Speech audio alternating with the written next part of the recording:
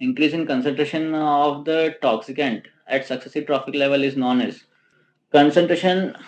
Classical example is DDT, fertilizers.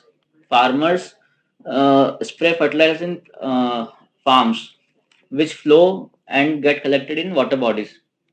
Okay, and water bodies, phytoplanktons and plants will absorb that fertilizer or DDT, whatever. DDT is one of the fertilizers harmful for us.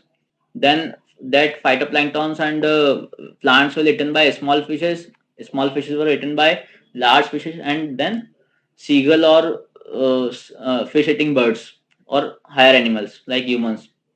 So it will multiply at successive level. Okay, like it will multiply phytoplanktons. So many phytoplanktons will be eaten by small fishes. Large fish will eat so many small fishes, so it will be accumulated in body. And this phenomena is called biomagnification. It's not the biological biogeological cycle. No, no, no. Biotransformation is different thing. Biomagnification.